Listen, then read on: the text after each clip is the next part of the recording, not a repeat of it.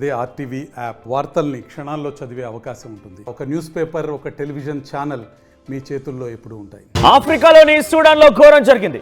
డార్ఫర్ లో ఓ ఆసుపత్రి పైన డ్రోన్ దాడి జరిగింది. ఈ దాడిలో 30 మంది మృతి చెందారు. కొన్ని పదుల సంఖ్యలో వారికి తీవ్రంగా గాయాలయ్యాయి. పారామిలిటరీ సైన్యం మధ్య ఆధిపత్య పోరు కొనసాగుతోంది. అయితే 2023 ఏప్రిల్ నుంచి ఈ అంతర్యుద్ధం మొదలైంది. అంతర్యుద్ధంతో వేల మంది ఇప్పటికే మృతి చెందారు. డీటెయిల్స్లోకి వెళ్తే ఆఫ్రికాలోని సూడాన్లో ఓ ఆసుపత్రి పైన భారీ దాడి జరిగింది.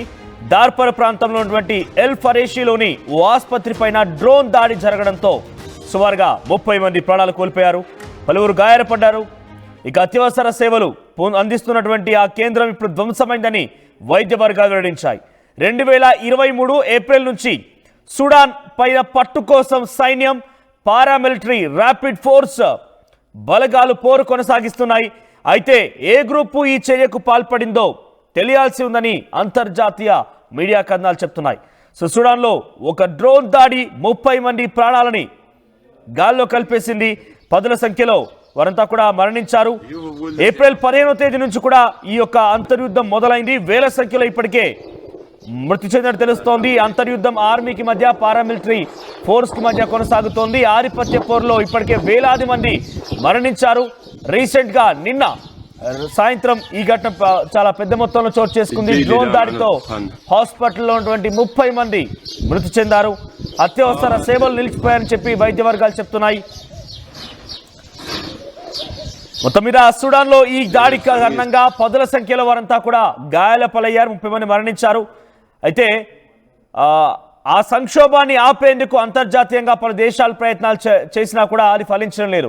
రెండు వర్గాల మధ్య జరుగుతున్న ఈ పోరుని ఆపేందుకు అంతర్జాతీయంగా ప్రయత్నాలు చేసినా కూడా ఫలించలేదు. సూడాన్ ప్రపంచంలోనే పిల్లల్లో పోషకాహారం లోపం రేటు అత్యధికంగా ఉన్న దేశమని యూనిసెఫ్ గతంలోనే చెప్పిన సంగతి తెలిసిందే. కాగా పిల్లల పాలిట చరిత్రలో ఎన్నడూ లేనంతగా దారుణ సంవత్సరంగా గత ఏడాది నిలిచిపోయింది.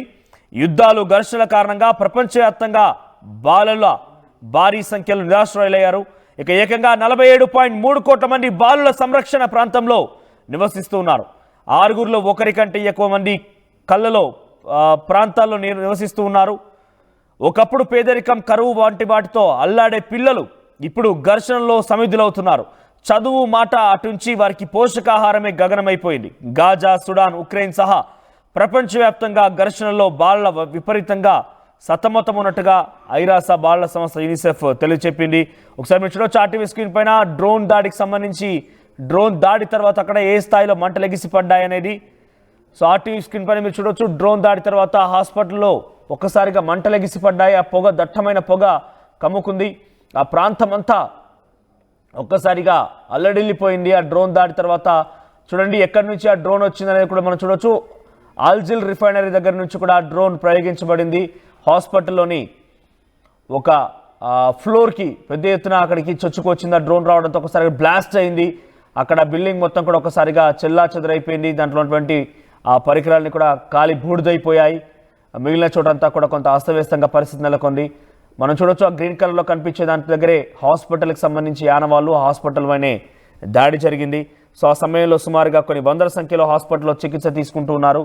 ఈ నేపథ్యంలో దాడి జరగడంతో 30 మంది మరణించారు. చాలా తీవ్రంగా చాలామంది గాయాల పాలయ్యారు. మరి ఈ విషయం పైన ఆర్మీ నుంచి కానివ్వండి, లేకుంటే ర్యాపిడ్ పారామిలిటరీ ఫోర్స్ నుంచి కానివ్వండి, ఎవరు చేశారు ఏంటనే దానిపైన ఇంకా క్లారిటీ లేదు. ఒక్కసారిగా ఆస్ట్రేలియా సూడాన్ ప్రాంతంలో ఒక హాస్పిటల్పై దాడికి సంఘటన అటు దేశం మొత్తం కూడా కలిసివేస్తోంది ఆఫ్రికాలో. ఎందుకంటే ఆ రోగులు ఉండేటువంటి ఆ ప్రాంతాన్ని టార్గెట్ ఎందుకు చేయాల్సి వచ్చింది, హాస్పిటల్నే టార్గెట్గా ఎందుకు ఈ పారామిలిటరీ కానివ్వండి, సైన్యం కానివ్వండి దాడి చేయాల్సి వచ్చింది. ఆధిపత్య పోరులో భాగంగా హాస్పిటల్పై దాడి కొంత కలిసివేస్తుందంటూ కూడా తెలుస్తోంది. ఇదేమైనా కూడా ఆస్ట్రేలియా, ఆఫ్రికా, సూడాన్లో ఈ దాడి ఘటనకు సంబంధించిన వార్త ఇప్పుడు సంచలనంగా మారింది.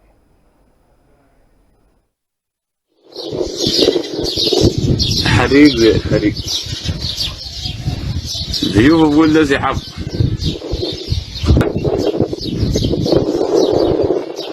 لا حول الله